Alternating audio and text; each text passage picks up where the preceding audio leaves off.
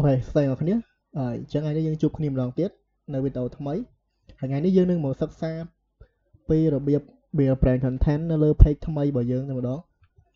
អូខេអញ្ចឹងវីដេអូបង្កើត page វីដេអូមើលគុណភាព page អីដូចឈ្មោះ page អីយើងបានរៀនហើយអស់ហើយឥឡូវយើងមកសិក្សាអំពីការបំពេញព័ត៌មាននៅលើ page របស់យើងឲ្យវាមានស្តង់ដារលក្ខណៈថាបើសិនជាយើងរកស៊ីនៅលើវិស័យ online លក់កៅអៅឬក៏លក់ផលិតផលអីផ្សេងៗហ្នឹងយើងត្រូវបំពេញវាឲ្យបានល្អល្អដើម្បីឲ្យភ្ញៀវមានទំនុកចិត្តឧទាហរណ៍នេះ page ថ្មីរបស់ខ្ញុំដាក់មានឈ្មោះថាពេញចិត្តអញ្ចឹងហើយខ្ញុំឧទាហរណ៍ថា page នេះខ្ញុំលក់ទៅលើខោអាវចោះ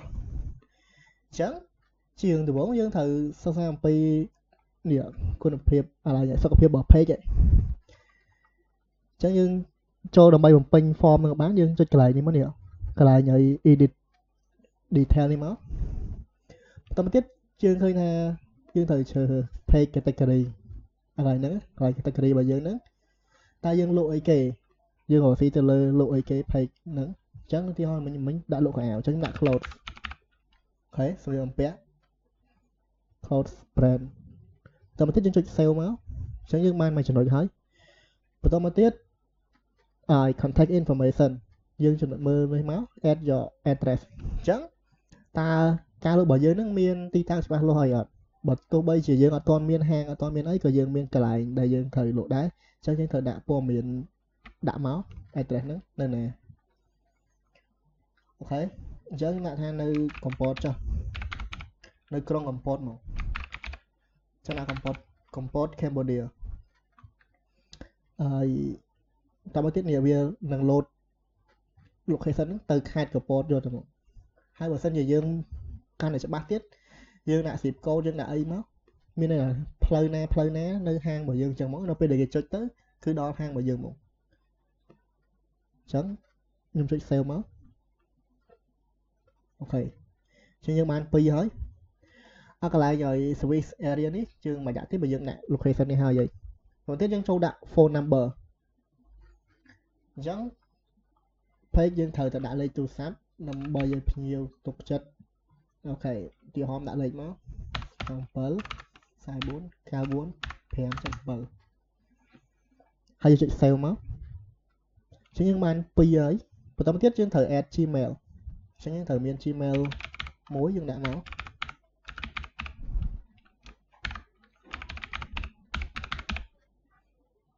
អូខេ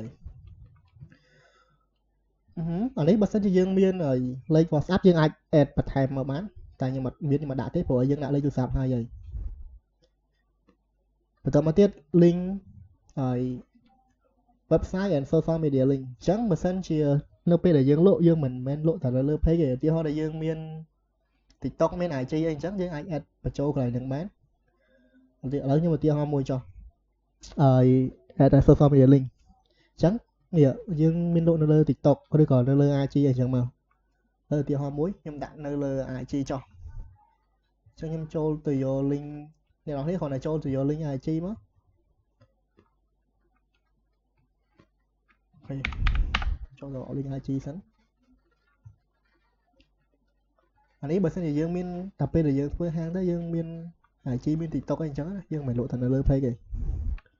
ខេដាក់ link បញ្ចូលមកបន្តមកទៀតចុច save មកអញ្ចឹង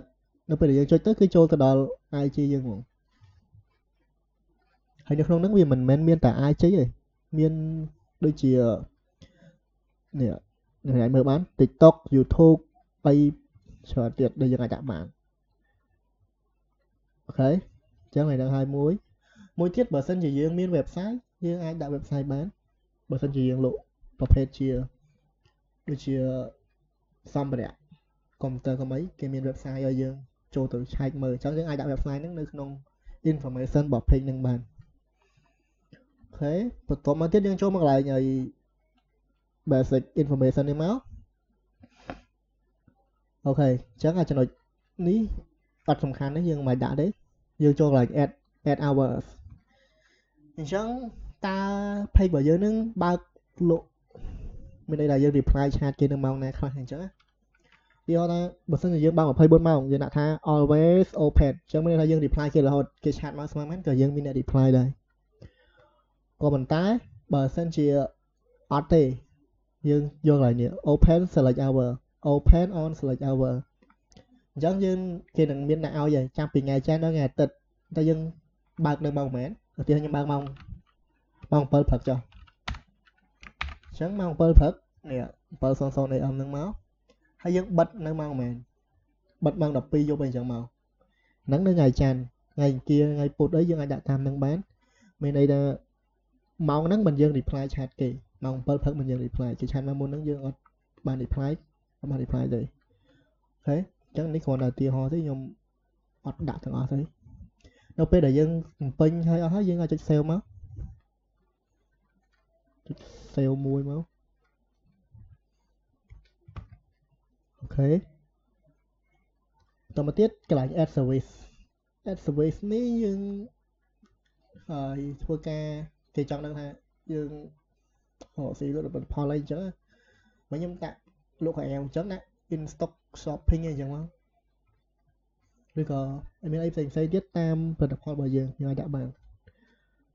អញ្ចឹងហើយមួយទៀត add price